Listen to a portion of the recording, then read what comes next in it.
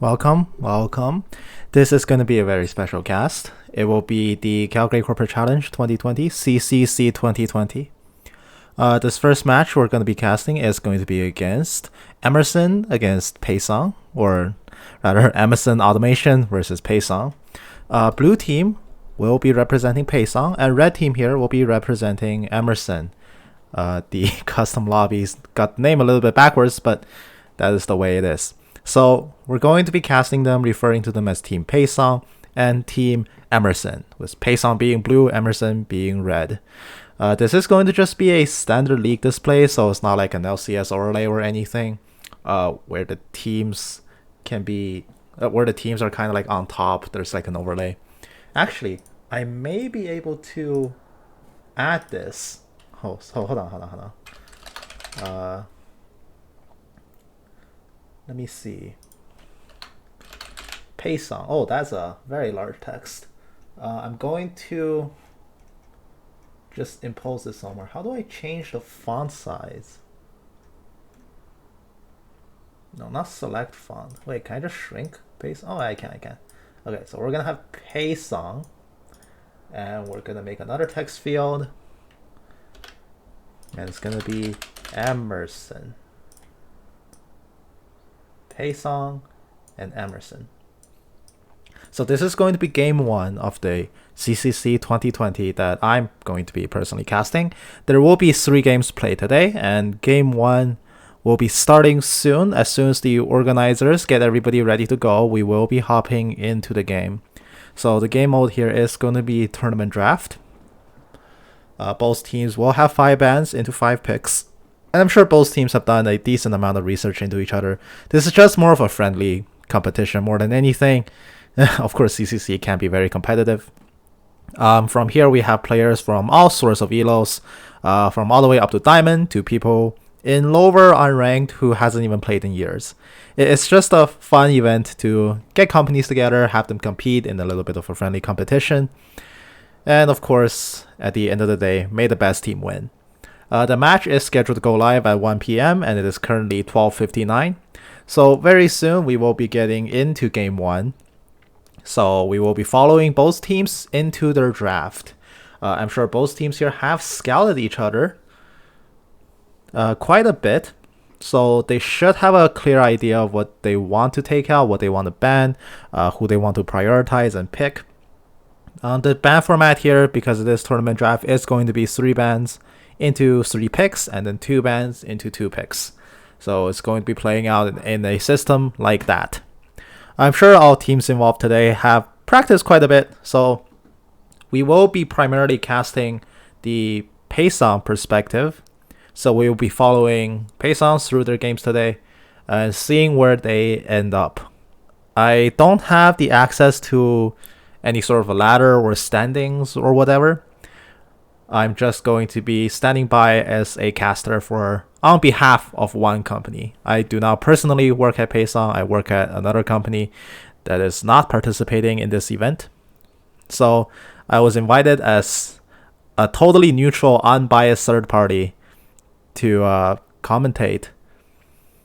I'm not sure if this commentary will be shared in a private or public capacity, but I will treat this with my utmost and go about this as seriously and as professionally as I am able to. So as soon as the CCC Discord has verified that both teams are present and both teams have been given the ready sign, we will be getting into game here. So we'll be waiting for a little while before the game begins. Now hopefully I have all of my setups here right and proper. When I first started doing casts like these, I tend to lose footage randomly, or there's a configuration that goes wrong. And recently, just either as a part of my day job or for some other video projects, I've had to change quite a few configurations on my OBS. I'm hoping nothing here screwed up and I still have everything I need to. Okay, so Pason, Emerson. I'm going to have to move this around a little bit too, as we get in game. So game 1 will be starting anytime now. Both teams are getting ready. I'm just gonna take a peek.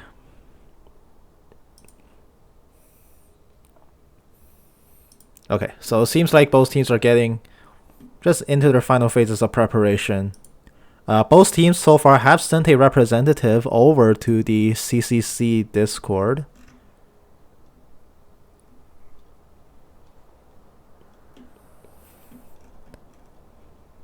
Yes, both teams. Yep, both teams they have given the everyone ping. So the CCC representatives are coming in, and here we are. We are now in game 1 between Pason and Emerson. Let's just go ahead. So first ban Darius. In Pason's practice, we did know that this is a pick that has given both teams a lot of trouble, so it makes sense for them to first ban it. Team Emerson will immediately respond by banning out the Lee Sin. And now we're heading into the second bans from both teams. LeBlanc is going to be the ban here, targeting the mid laner on Team Emerson's side. And their response is going to be banning out another jungler in Graves. I actually don't know the players' roles here, but we will see. That's an Ezreal ban.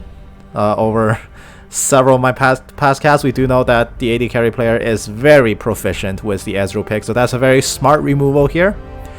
Interestingly, there are some other power picks left on the board. Both teams have opted to ban a lot more comfort champions than meta so far.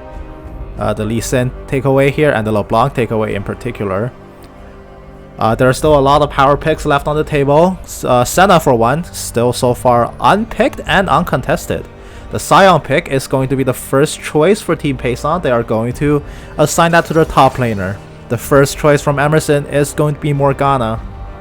Their second pick is coming in, so they do first rotation pick their bottom lane. It is going to be Tristana Morgana. A very scary lane to go up against. Tristana does have a scary amount of early game burst, and Morgana has one of the longest lockdown abilities in the game, as well as the Black Shield, which is capable of saving an ally from a ton of crowd control abilities. A blue team will immediately respond with the Kindred, definitely a very powerful skirmishy pick in the jungle, and their mid lane is going to be Galio here. It's going to be a Sion top with a Galio mid, a very tanky lineup so far for blue team. And in fact, all of their solo roles have been picked. They have picked their top jungle and mid.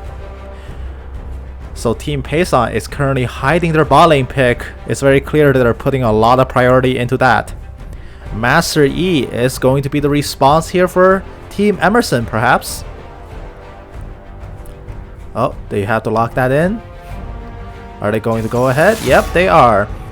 Master E will be the jungle pick to answer the Kindred here in this first game's matchup. So far, Team Pason have not picked any of their bot laners. Tells me that right now they have a lot of priority being put into their bot lane. They're willing to show every other pick before that. Thresh will be the ban, so now Team Emerson is going to concentrate a lot of bans towards the bot side. The other roles have been revealed.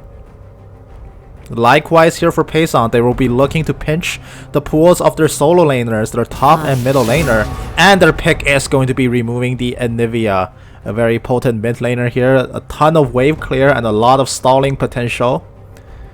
And now we're going into the last bans here for both teams. Team Emerson is going to go ahead and ban out the Caitlyn, a very powerful laning presence. Caitlyn has a naturally high attack range that allows her to secure very early priority in lane. And of course, the last ban from Team Pason going to lock out yet another middle lane pick in the Annie. That is going to leave Emerson with the first pick here in the second phase. And they will go ahead and take Maokai in the top lane, a very scary tank. One to contest the Sion with, no doubt, and this will be a very tanky top laner. Now blue team, they will be going ahead with their last set of picks. They will be picking their bot lane carry as well as the bot lane support here in this rotation.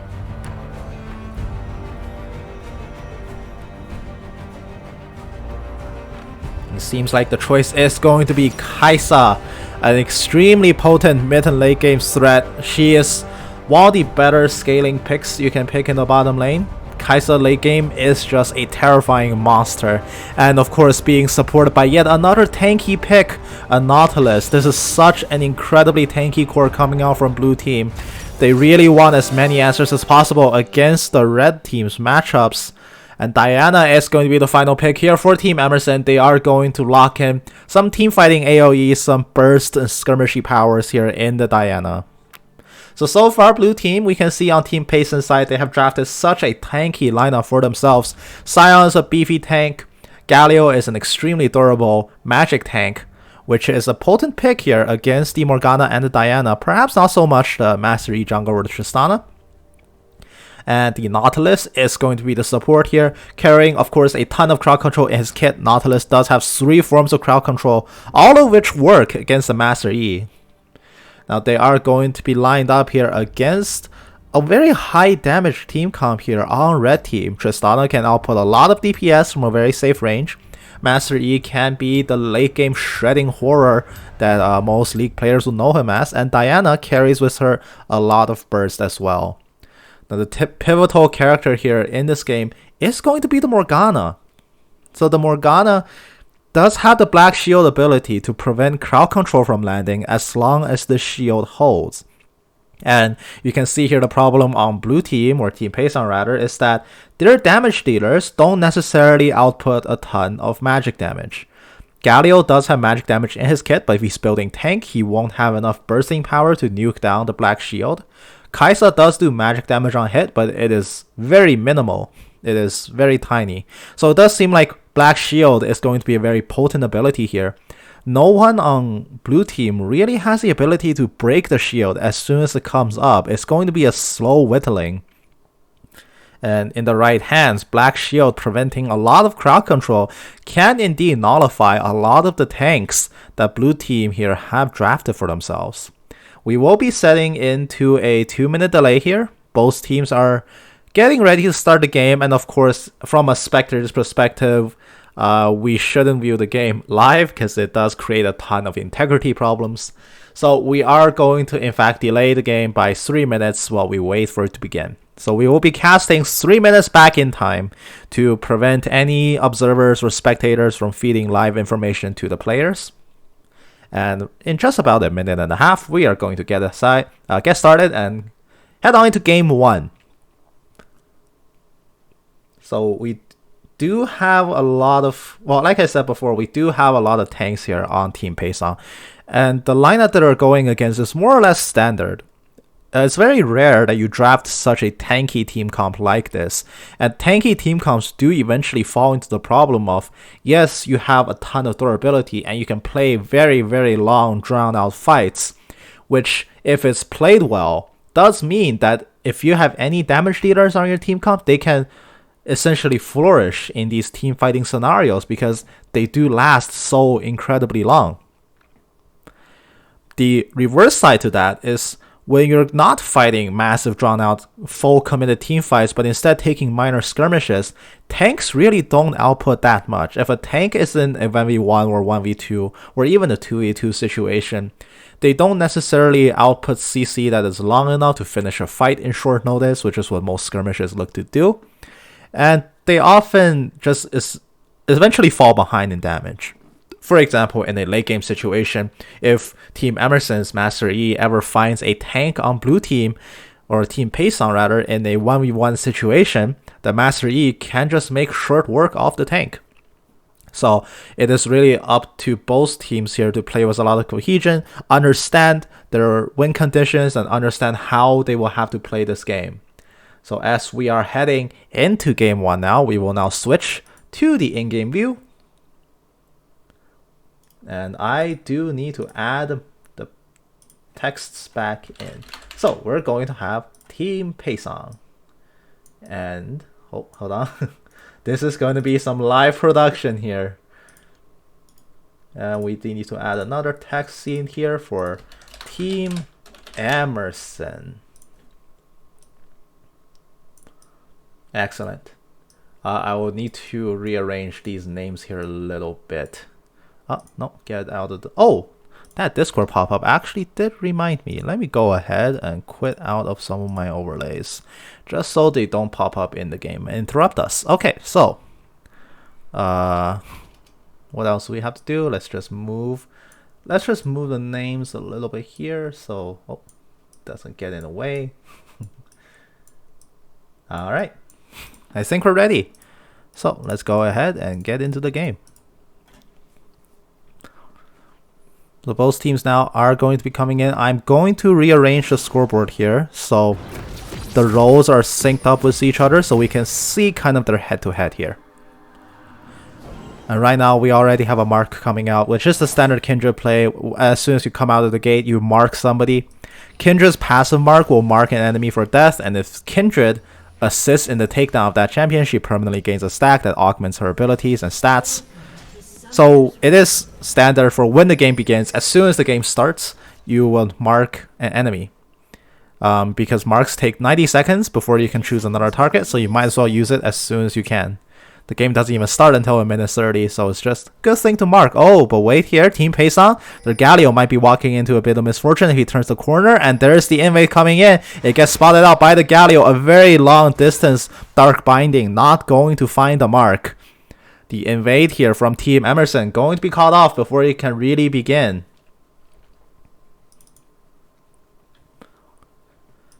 Now we're going to head into the game. We do see here on the top side, blue team, Team Pason, they have infiltrated Emerson's jungle and have planted a ward very deep. So this will allow them to spot when Team Emerson's jungler are going for the red camp. And you can see here, the Emerson's top laner also plants a ward in the exact same bush. Now this ward might be significantly lower value. However, if the Kindred player on Team Pason does go in for the invade, it will be spotted out. And Team Emerson will be able to respond in kind. This is going to be a top-sided start here. So the Kindred might very well be planning such a vertical jungle play. And if they do go for the vertical jungle and invade into Emerson, this might spell disaster. Unless the top and mid laners here for Pason can master pressure and keep it so that the laners cannot interfere in a potential invade. The Master E in the bottom side is going to offer a full clear over the Dredge line. Will miss the Morgana. 3 stacks of Plasma. 1 more will detonate it for a huge burst of damage. But the Kai'Sa cannot find it so far. And we are going to be, all things considered, just normal laning here. Emerson is off to a little bit of a deficit at the start of the game. Unless the Master E, he's trying to do something cheeky here. Is he going for an invade? Oh, but that ward doesn't spot him out though. He did walk in, he saw the ward debris, he knows that the ward recently died there, and the Kindred seems to be on the mark. But meanwhile in the bot lane, an aggressive 2v2 trade is coming out. A ping is going down, the Master E is spotted. Now he needs to retreat. Can they make a collapse happen? Does the Galio come down? He is coming down, but he will not catch the Master E. He seems to be safe and sound, and he's out of there. He's going back into his own jungle. So that invade here for Master E, he doesn't get the camp from the enemy jungle, but he did lose a lot of time going for that play and essentially got nothing out of it. And as both wards here die on the top side, the Master E will go top to grab the top half of his jungle for himself. However, as you can see by the creep score here, the Kindred is quite a bit ahead. She is 2 camps ahead of the Master E thanks to an 8 CS lead. And now Master E equalizes it. But because the Kindred didn't have to waste a lot of time wandering around the jungle sides, she comes out ahead in the farm.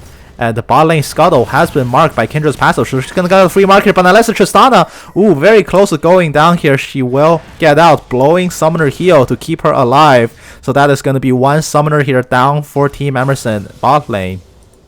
Kai'Sa is quite a bit ahead of the Tristana in this game. Oh, the Diana gonna get taunted up mid, but she will Lunar Rush out of there before the Galio can follow up with additional crowd control. Master E is posing in the brush. He's walking in. He's made himself revealed. He's coming in for the trade, but the Galio is too tanky to die to that. Master E will not find anything, but in his absence, look at this. The Kindred going to walk into Master E's jungle and take his own camps, cutting into his income. And already, blue team's jungler and bot lane off to a flying start here in game 1. Kai'Sa has 25 minion kills compared to 7, and an aggressive flash forward here by the Galio, but he cannot finish off the Diana. First blood going over to Team Emerson. They do take 1 kill. Galio overextends and commits both summoners, but does not find this thanks to Master E's timely intervention. Now Kindred will start stealing more camps, and she will now recall back to base to buy some more items for herself. Master E, they do ping out the Raptor camp. They know that Kindred has marked this camp, so Master E is going to go ahead and clear it before blue team's Kindred player can get their hands on it. Maokai going to go ahead and start clearing out the top wave. He is quite a bit ahead of the Sion. The Sion's out of health, out of mana. It's hard for him to contest this. He does hit a level up, so that minorly replenishes his resources, but it is not enough for him to stay in this lane for a prolonged period of time. So now the Maokai is going to have a pretty comfy laning phase here to himself. Now both junglers have recalled and both junglers have picked up Oracle Lens. It will allow them to sweet out wards as they come in for ganks and just shut down vision. And speaking of shutting down vision, the Kindred has revealed herself in the top lane, clearing out a ward. Now she's going to go back to farm her own jungle. Now 5.5 minutes in, despite Team Emerson taking first blood, which is a 600 gold advantage, gold lead still essentially even. It's actually dead even as we speak, and there it is, Diana going for another aggressive trade. The bot lane, that is where the real story is. The Morgana gets nuked down, no chance for survival, and the Tristana might be next on the chopping block. She's walking away from her own tower. That's the only safe route, but it's not enough. Bot lane here for Team Pason taking a 2v2 victory, getting a double kill on their AD carry. Such a monumentally huge play early on in the game. Now it's 47 CS to 14. It is not often you see this kind of a discrepancy in just pure laning power, and it is gonna be Tristana falling so far behind compared to the Kai'Sa, and the Maokai going for an aggressive trade here against the Sion, but he's tanking a lot of minions. Now he needs to get out. Sion did beat him to level 6. He has his own ultimate ability first. Master E is going to go ahead and kill off the Scuttlecrab top lane, once again denying it another mark from the Kindred. But he is still very far behind in CS. He's got 48 to 29. Whereas both junglers have essentially just been farming, minus Master Yi's excursion to mid lane. So far, blue team is going to have a much more successful early game phase here. First blood not included. And Team Pason does go ahead and claim the first dragon of the game. They are going to get Infernal Dragon for themselves. And this will permanently augment their damage output for the rest of the game. Now 2 ignites are coming down, but the Diana is handily winning this trade. The Galio player has to be careful, and he does seem like he will be forced back home, and it's on Master E's time to invade. But meanwhile, bot lane, there's still an aggressive trade coming out. Tristana might get bullied out of lane yet again, falling below half health, even with Summoner Heal and Summoner Exhaust, both expended here by Team Emerson. They just cannot hold back the monstrous tide that is the blue team, and the beautiful dredge line locking the Tristana up, and she dies before she can get her escape off. Morgana might be next to go. She will flash away, but it is not enough to get away from the Prey Seeker, and the Kai'Sa will finish her off. The Void Seeker missile finds the mark, and once again Kai'Sa skyrockets out 4-0-0 with 57 CS to 19, tripling the Tristana CS. And in fact, let's go ahead and check the gold differential here in this game. Kai'Sa is in fact more than double the Tristana's income. This is such a ridiculously fed carry player here. Very well poised on the way to make the mid game happen. Oh no! A disconnection happens here from the Maokai, but he is back immediately. This is tournament draft. Teams have the ability to pause the game if they wish, but it seems like it was not necessary. Now Master E, he's heading back in. He wants another go at the Galio, just picking on the mid laner this game. But the Diana ultimate, the moonfall completely whiffs, does not get the pullback onto the Galio in time. It is gonna be a 2.5k gold lead here for Team Pason. Mostly thanks to the bot lane just crushing their opposition this game. And Kai'Sa does go back for an extremely early Monomune. This has got to be one of the fastest Monomunes I've ever seen. And she is feeling so brave and so fast. She's going to go ahead and start a fight by herself and handily dispatches Team Emerson's support player, and leaving their AD carry to fend for themselves. She will rocket jump away for safety. But now the goal lead gets even worse, and the Kai'Sa climbing ever higher and higher here. Kindred is going to be standing on top of a pink horse. She finally sees it and now going to go ahead and kill it off. But 9.5 minutes in, we already have Team Pason such a huge lead, and they're going for a dive onto Tristana, just completely ignoring the tower here. 6 kill to the Kindred, and there it is, flashing in, going for another kill, and the Kindred dropping the Lamb's Respite, keeping herself alive. The Master Yi just has to meditate it out. He will be safe, but he cannot finalize a cleanup kill. Kaisa up to 6 kills. Kindred gets her first. Master Yi will Alpha Strike onto the miniwave to do some poke, but it's not going to be enough. Oh, but the Nautilus, he walks up too far. The Kindred will pop Summoner Heal to keep him alive. But he definitely lingered under that tower for a little bit too long, and were it not for the Summoner Heal, would have most definitely lost his life. And the Kindred, not the Kindred, the Kaisa rather, coming in for another aggressive trade on the Morgana. She's overstepped. She needs to try to get out, and the Depth Charge gets committed by the Nautilus. That is going to be his ultimate, claiming the kill yet again. So now Team Emerson's bot lane off to be combined. 0 kills, 7 deaths. Oh, 1 kill, 7 deaths, and 0 assists. Tristana does get a cheeky buster shot off, but that is going to be a 10.5 minute first turret. In a completely unintervened lane, no jungler at all, killing the enemy tower at 10.5 minutes is almost certainly unheard of. It is such a monumental lead.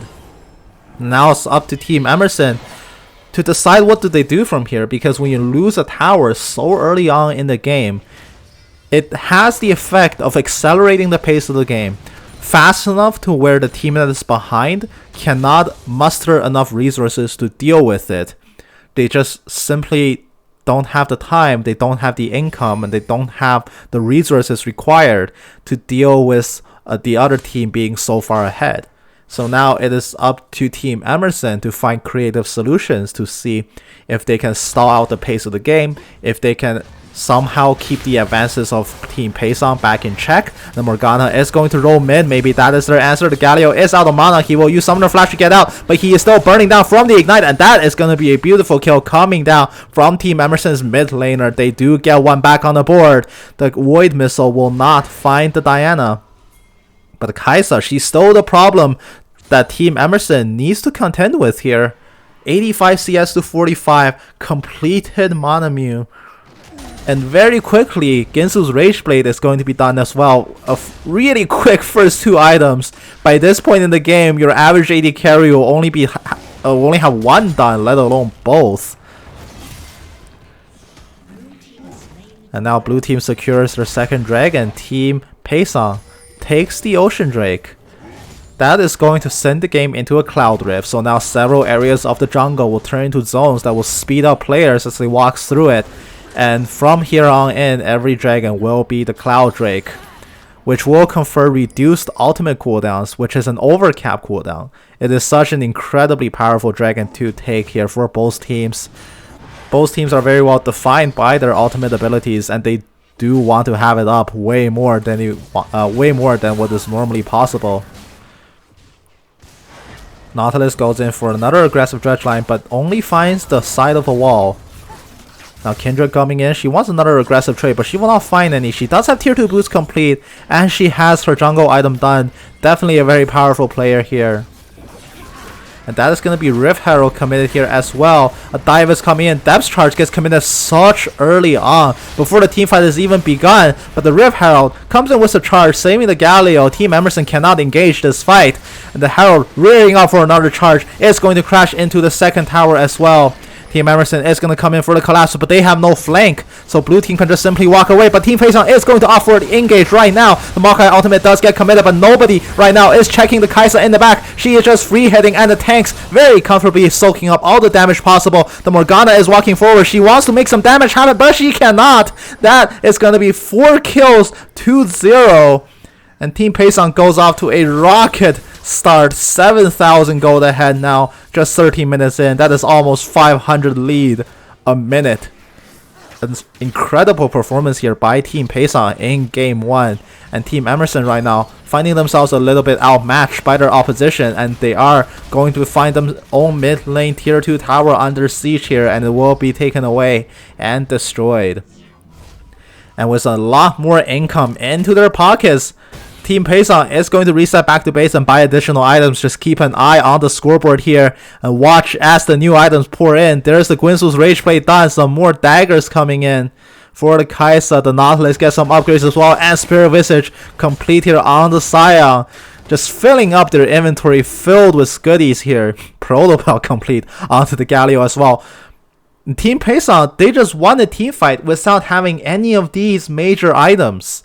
And now they've recalled back to base, they bought their major items. So the next team fight is going to be even harder for Team Emerson to pull ahead with. The Morgana is going to walk ahead to try to make a pick happen, but the beautiful black shield and the good dodge preventing Dredgeline from having any hopes of ever connecting. So the Morgana will get herself out safe and sound. Now 15 minutes in. Team Pason is going to posture around the topside jungle. They are roaming through it. The bot lane here for Team Pason is going to be strong enough to kill whoever they set their sights to. Team Emerson's response is going to be pushing out the bottom lane here. They are going to be going ahead to secure that first turret for themselves. It is going to bring the tower lead from 3-0 to 3-1. They will put themselves here on the board if they can get that tower. But while they're committing their cores to the bottom lane push, Pason, on the other hand, is on the other side of the map making their own plays. So they do lose that bottom lane turret, but their top lane, it's being attacked by a lot more members with a lot more firepower. So now it might be up to Pason to just keep going, and Emerson are the ones that have to respond to this pressure. And you can see here they have already started recalling their members in the bottom lane, and their mid laners are coming up as well. They cannot let this push continue. They will lose their base if this is unchecked. And Pason takes 2 towers, completely uncontested, and it's only now that they will start seeing some enemy players to resist their push. The Tristana, she's walking up a little bit too far forward, but still fine. Diana's going to engage with a 3-man move foul. That's a beautiful engage, and the Kai'Sa gets chunked out, but that is going to be the Diana dead already. Master E going on the back, trying to make a burst happen, but he comes so close to killing off that AD carry, but he cannot find the mark. It is going to be 2 bodies for 1. Emerson actually takes a great fight given their current situation. Blue team's house bars are so low. Tristana's jumping in. She wants the engages, but she cannot. Kai'Sa shoots her down over the wall, but they take yet another 1 for 1 for a grand total of 3 for 2. But these kills are a lot more valuable for Team Emerson, as since Pason players haven't been killed in so long, they do give additional gold when they do get taken down, and the Scion gets saved by the bell, as a word. And but here comes the Diana. She's going in for the engage. Is the burst going to be enough? The ignite lands. They do kill off the Kai'Sa and the Scion as well. Emerson finds the cleanup that they may have desperately needed, and they actually take a winning trade in the team fight. That is a beautiful series of events here from Team Emerson. They finally take some back, and most importantly, they shut down such a powerful AD carry with 13 kills, 1 death from the recent events. But you can see here the Kai'Sa player was so ahead that even after dying once, her bounty is still set to 700 gold, which is the maximum possible you can accrue. They do need to kill her quite a bit more. But on the bright side, the Kai'Sa is so incredibly ahead that every kill that Emerson can land on the Kai'Sa will give them that much more income to work with. And it is money that they desperately need, as the 3rd dragon is going to be coming up. And once again, it seems like Team Pason will be taking this one away completely uncontested. Emerson right now just doesn't have the resources to engage this unless they are going in now. Blue team will secure Cloud Drake. They're still coming in, and there's the wind missile on the side. Kai'Sa is trying to make quick work of the support player, and they do get it. The Scion is gliding against the wall. He wants to charge into the fray, but he cannot turn very easily while running at Mach speed forward. The Maokai, last second flash over the wall. He's gonna make it out. Kindred cannot dance off arrows over the wall. The Void Seeker will just barely whiz past as well. But flash forward from the Galio with the Proto Belt, a beautiful finisher. They do kill off the fleeing tree. That is going to be 2 kills for 0 here for Pason, just biting back even harder and getting the 3rd dragon on top of it all. This is almost a complete shutout here in game 1. And now Master E going for an aggressive trade. Can he finish off the Kindred? No, he cannot. Kindred wins the 1v1 and kills off the jungler. Oh, but the tower! Oh, it's going to force out Lamb's Respite to keep the jungler alive. A very unfortunate misstep, walking a little bit too far forward, drawing the MNT off the tower. Pason is going to continue their push into Emerson's space, and now Emerson, they find themselves down a man before the siege has even begun, and this defense might be even harder than the last one. And here comes the Diana with the moonfall, instantly nuking down the Kindred, but she will also give her life in exchange. Morgana's coming in for an engage, but nobody is contesting the Kai'Sa. She's so strong, she is so incredibly powerful, and right now Emerson are falling like dominoes in the wind, and the Justice Punch right into a wall, not going to be able to catch out the Morgana, and there is the Dark Binding, but Morgana just running for her life.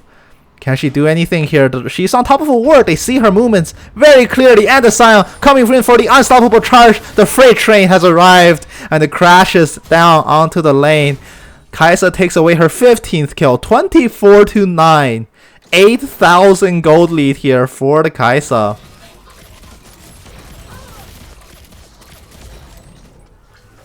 She is going to go ahead and start stealing away the jungle camps in Emerson's own jungle side. Scion is camping the brush. He does find the Diana, and they are going to engage on him, and he finds himself alone. He needs to try to walk out. Can the Kai'Sa come in? This might be suicide if the Kai'Sa comes in, but she's feeling it. She's going to go for it. The Scion does get killed off, and now the Kai'Sa finds herself with several enemies running down into her, but a beautiful hero's entrance from the Galio, stopping Emerson's advance dead in his tracks, and that is going to be the course here for Emerson, dropping one by one. It is just their top laner and their support left alive. Very low damage remaining on the field here for them. And now Emerson, they've been once again sent fleeing back to their base, and it seems like the call here is going to be for Pason to start Baron Nashor, the most powerful global objective on the map, but once you take it, it is almost a guaranteed victory. And with this Baron, they seem to want to close this game out, go for the jugular, and put an end to this game in a very swift fashion so far. It is 21 minutes. Baron spawns at 20. He's had he's had almost just exactly a minute's worth of being alive before some invaders came into his house and destroyed him. And with Baron's power in blue team's pockets, Team Pason will be looking to make one last push down into Emerson's space, and it's now up to Emerson to try to make something happen here. They have made a spectacular base defense given their monumental deficit. They've certainly rallied together and pulled off what I would consider is a miraculous defense to even put themselves still in the game at this point in this stage in the game. But they will need to work yet another miracle for the same thing to happen again if they want to have any hope of staving off this siege. And once again, Pason, they arrive at the walls of Team Emerson. They do need a minion wave. The Kindred is coming over with additional minions to help supplement the siege. And right now, it is very much enemies at the gates here for Team Emerson. Over 11,000 gold ahead for Team Pason. They are going to be going in hard and fast here. The Void Missile does land, and the Kai'Sa, feeling impatient, jumping in the back, eviscerating Team Emerson support instantly. That is going to be their tower taken down. That is going to be Diana sent fleeing for her life. It is not enough as the bodies are just dropping for Emerson. They cannot put up a valid defense. 3 and 4 kills for Team Pason without so much as a scratch on their team members, and they're going to be continuing this push. It is just Emerson's jungler left alive. Can he make anything happen here? It doesn't seem like it. He's just in the fountain. He's accepted his fate. And Team Pason, in 23 minutes in, dispatches the round 1 opponent. The GG well played does come in as game 1 goes the way of Team Pason. Congratulations to Team Pason and a valiant effort by Team Emerson. And as we hop back here into the post game, Emerson, let's just go ahead and check some stats. Oh my goodness, that is a monumental damage graph, as to be expected. It was a crushing victory here for Team Pason in game 1.